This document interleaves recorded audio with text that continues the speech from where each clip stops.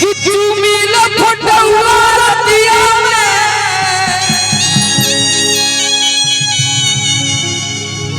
जब याद तोहर तड़पावेला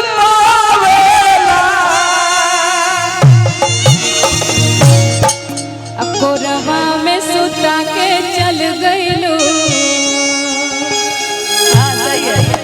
का बोलू भैया एक कोरवा में सुता के चल गइलू निंदिया ना गेले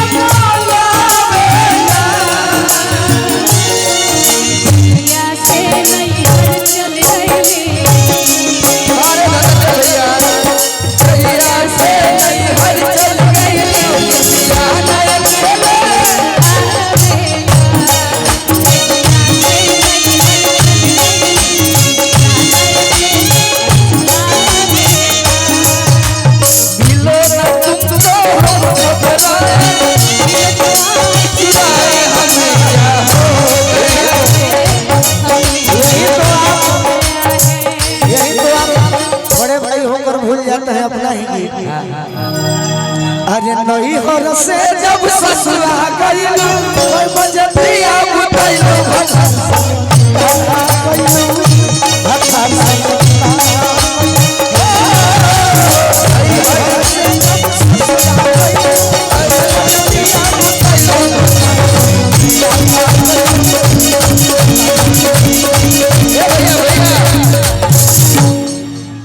किला जो न लगे तो है अरे किला जो न लागे तो है और पूछ में ऐसन बात हो अरे पूछे में ऐसन बात हो त कैसे बलम के कोरा सदैलू कैसे बलम के कोरा सदैलू कवारी में गिली लगे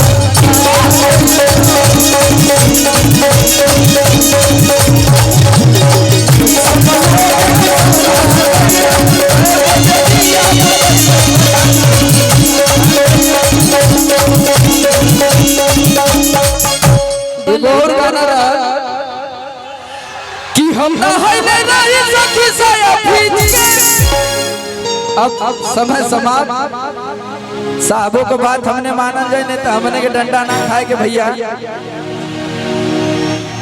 कि बलम मोर कोरा के सुतवैया और की रात भर रोवत हुई है ना ये लास्ट रही भैया अरे की रोवत रोवत भीज गई बारिया हाय कटिया कराया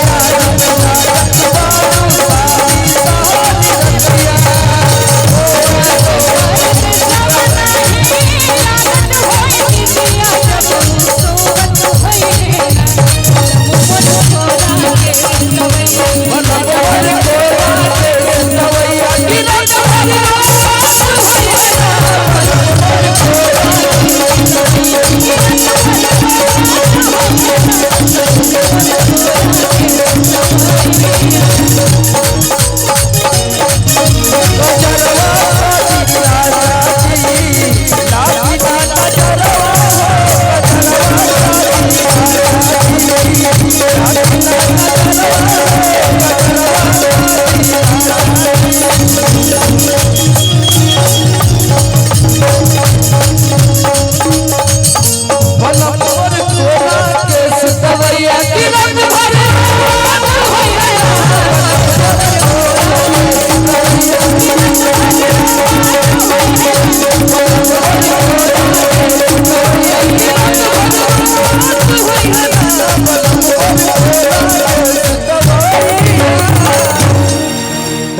धन्यवाद। चलिए एक बार हमारे साथ सभी लोग बोलिए नमः पार्वती पते। ये मंच आप लोग खाली कर दीजिए, अभी हैं वो हमारी ऑडियो ने आप मंच खाली कर दीजिए। और हर वर्ष की इस बार से अमृता यादव जी के द्वारा ये खूबसूरत सा मां भगवती के जागरण एवं सांस्कृतिक कार्यक्रम का आयोजन हुआ। सुपरस्टार समर सिंह जी की पूरी टीम, स्टार गोलू राजा जी, अनुपमा जी और कविता यादव जी की तरफ से आप सभी का बहुत बहुत हार्दिक अभिनंदन, स्वागत। प्रशासन के साथियों ने जो साथ निभाया उसके लिए हम आप सभी के रेडी रहेंगे, आभारी रहेंगे। इसी के साथ फिर मिलते हैं अगले साल, तब तक के लिए नमस्कार, प्रणाम, हर हर महादेव, जय हिंद, जय। सुपरस्टार गायक, नेक दिल के इंसान हाँ जी, समर भैया के सौजन से और कलाकार के मानने वाला हमरा अंकित भैया के सौजन से, मनोज यादव जी के सौजन से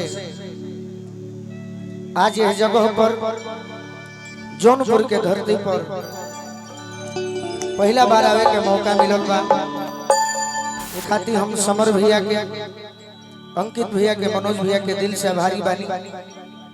आज के आयोजन में जे भी आयोजन करता बानी सबके हम गोलू राजा बार बार प्रणाम करो। मंच के सामने अमृत लाल यादव जी और प्रधान जी के बार बार प्रणाम करो, आशीर्वाद के प्रतीक्षा बा। कविता यादव जी हमार मंच के मित्र कहीं, निजी जीवन में बहन कहीं, अनुपमा, बहुत बहुत कलाकार लोग बा, सबके हम स्वागत करो, बार बार प्रणाम करो। और मंच पर एगो ऐसन गार्जियन बानी जे गायकी के क्षेत्र में दिनेश लाल जी के वो शिखर पर पहुंचौले बानी। कवि जी प्यारे लाल यादव जी के भी बहुत बहुत स्वागत करो। भजन के तो दौर रहल ना, म्यूजिशियन भैया लोग के बार बार प्रणाम करो। हम डेरा के ही आई बनी के हमारे जगह पर सुनी लो कि ना सुनी लो, बाकी चली कलाकार लोग नृत्यांगना में सभी बनी तो खड़ा हो जाए सब। Hello hello hello